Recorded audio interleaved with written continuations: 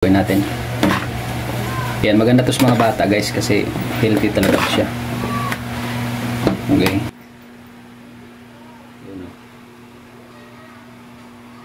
So yun guys, ang mga anak ko gustong-gusto nila yung gulay. Yan.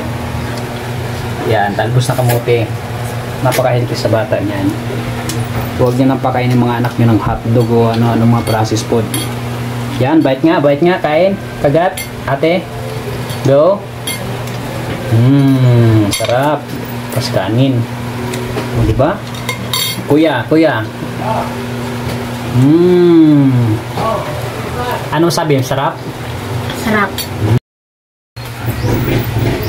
So yun guys. Yan ang talbos ng kamote. Yan. So, alam niyo kung anong gagawin natin dito mamaya. So, ano natin, imayin muna natin to guys ha.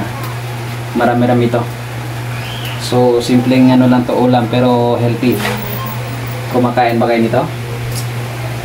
So, yan. Tapos ito, itatanim natin dun sa likod ng bahay.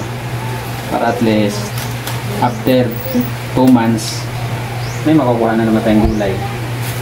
Okay, so yun, marami-rami to guys. So yun, mamaya papakita ko sa inyo. Tatanggalin ko muna sa tangkay niya. Oh. So, yun guys.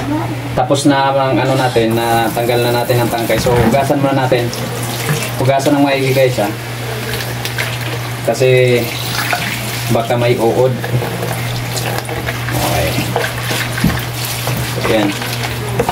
Medyo marami-rami to guys. Kung kumakain kayo nito, alam ko maraming hindi kumakain nito eh, talbos na kamote. Simple lang pero napaka-sarap to na maraming benefit sa katawan natin to. Yeah. So hugasan natin ng maigi guys. Ayun, kasi baka may uod.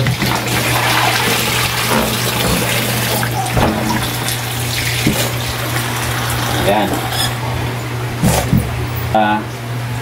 Tapos natin hugasan. So magpakulo muna tayo ng tubig.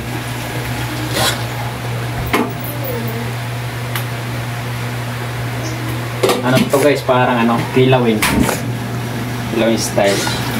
Talbos ng kamote. Hugasan natin maigi bang magpapakulo tayo. Napasok pa ako guys. Kumulo na yung natin, yung pinakulo natin tubig. Pupit na paso pa ako.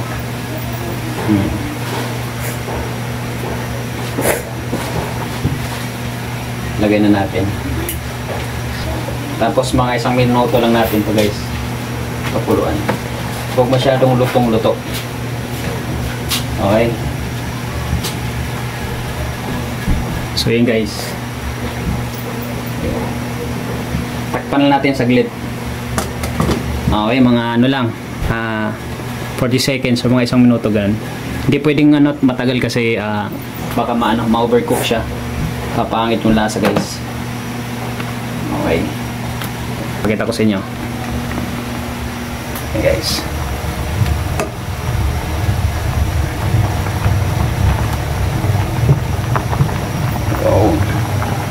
so okay na yan, tatanggalin natin. Ganda tayo ng sili lang tsaka simple lang to, tsaka sibuyas. Hahalo lang natin. Yan. Tapos ganito lang gagawin natin. Lagyan natin ng kunting suka. Wait muna, asin lang palap muna. Pangpalasa guys. So ganun lang timplahan, napakadali lang. So lagyan natin kunting asin. Palasa.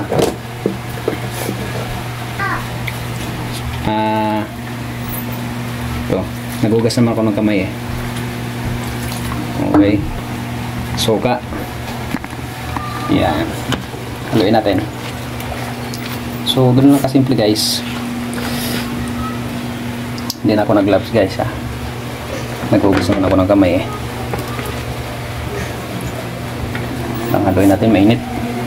Pahawak muna ako, cameraman. Yan.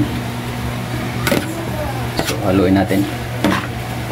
Yan, maganda to sa mga bata guys kasi healthy talaga siya. Okay. Sa mga bata, still nakakain kayo ng hotdog, mga ham. Ito na lang kainin nyo araw-araw, mas healthy pa kayo. Okay.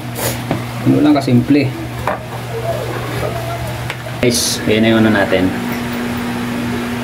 Yun o. So yun guys, ang mga anak ko gustong gusto nila yung gulay. Yan. Yan, talbos na kamote. Napaka-healthy sa bata niyan. Huwag nyo nang pakain ng mga anak nyo ng hotdog o ano mga processed food. Yan, bite nga, kain. Kagat, ate. Go. Sarap. Pas kanin. O, diba? Kuya.